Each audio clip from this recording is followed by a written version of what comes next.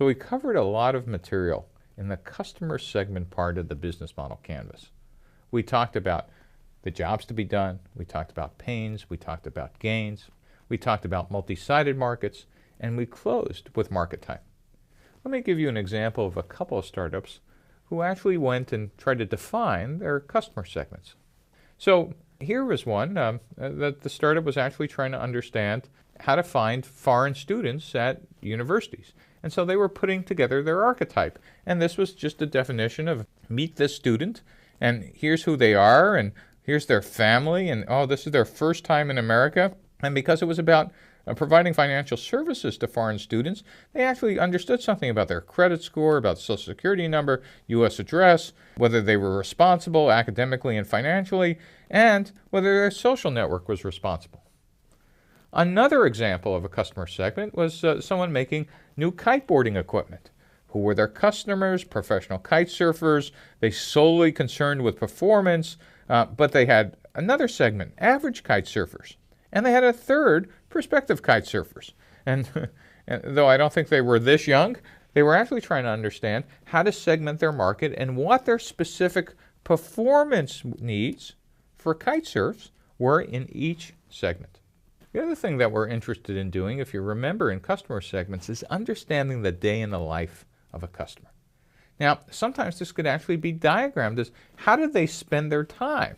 And this happens to be how does a designer spend their time putting together an architectural product. So how much they spend in phase one and in prototyping and manufacturing and final product. And so this was giving them a view of what it would look like. And so they could now describe to me and others, oh, and our product fits right here and here's why, etc. Here was another example of someone trying to understand the customer problem of couples who happen to be on separate coasts or long distance from each other. And they were trying to understand what the problems were. And so they were able to articulate all the key pieces and kind of rank them by priority. And I thought this was a great way to kind of diagram the problem. Here was another example of a team putting together a detailed archetype of a set of customers. They gave their archetype a name, Pat the Professional. Specified who Pat was, upwardly mobile, professional, salary, what they did, how much they spend, what their demographics are, what their traits were, what their motivations were, how many were there, where they worked, where they bought, etc. I thought this was a great example of a professional class consumer who was shopping frequently online.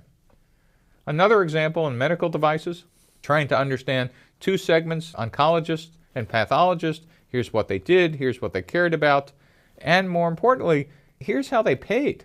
Here's how they paid in the hospital, and here's how they got reimbursed. Here's another example of a mammography product, how patient care worked inside of a hospital, and how people got reimbursed. So you can find these examples and more on the link below.